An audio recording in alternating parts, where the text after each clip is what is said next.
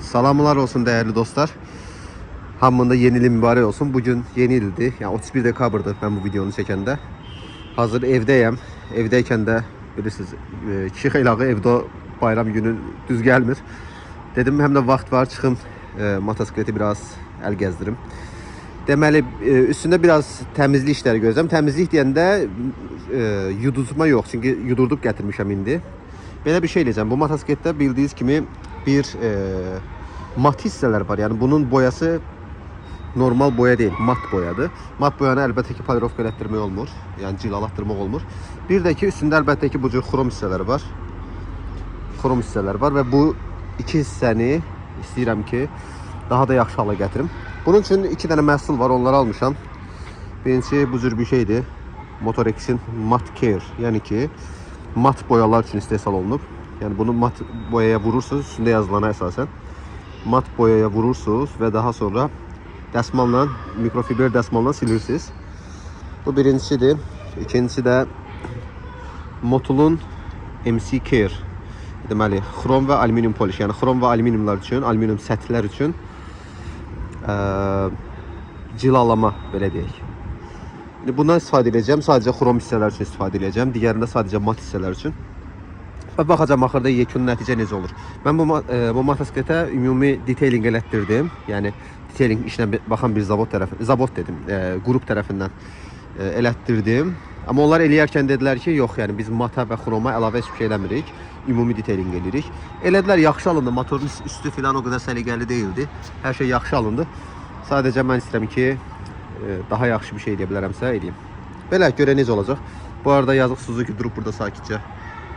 Burası Suzuki'nin yeridir. Güneşin yani işıq olsun diye getirmişəm. Burada elətdirəm. Suzuki'ni də çəkmişəm kənara. Belə eləyim, proses ərzində bəlkə çəkərəm və yekunda da çəkərəm. Əgər bir fərq olsa deyərəm. Birinci başlayıram güzgüdən. Görək necə olur, bir fərq olur mu bilmirəm, videoda görünüyorsa yox. Güzgün üstündə bu cür şeylər var. Birinci başlayaq güzgüdən. Görə necə olur. Bütün prosesi çəkməyəcəm əlbəttə ki, sadəcə kiçik bir hissəsini çəkəcəm. Yəni istehsalçının dediyi budur ki, bunu bu formada sürtüb yox olana kimi cilalamaq lazımdır.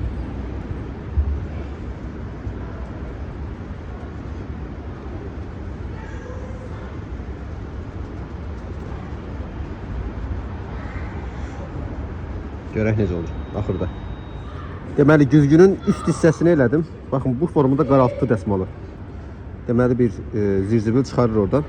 Və indi burada nə dərəcə görünür bilmirəm. Üst hissəsi ilə alt hissəsinin fərqi nə qədər görünür bilmirəm, amma gözlə görüləndə əməlli fərq var. Üst tərəf daha güzgü kimi, ayna kimi, yəni parıldayır. Yaxşı, yəni belə effektli görünür. Başlayayım indi bütün xrom hissələrə edeyim. Bir-ikisi adım alar əsas rahat.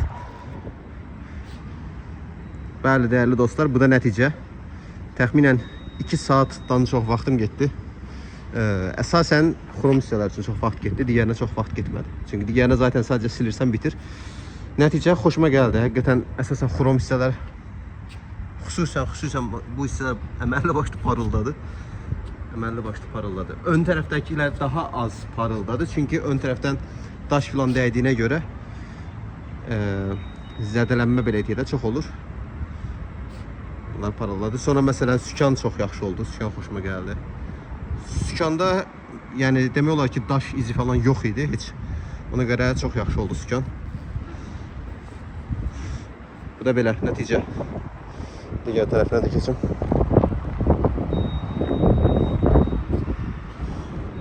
Gördüyünüz kimi.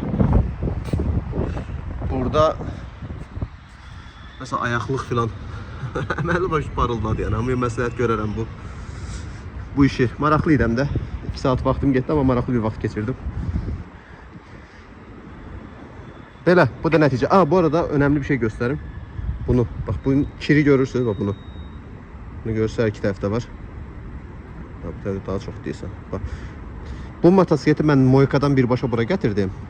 Moykadan birbaşa. Və bu sadəcə xrom hissələr silinib. Yəni ki təmiz motosikletin xromu. Bu əsasən oksidlənmiş metallar filan belə hissələrdir yəni.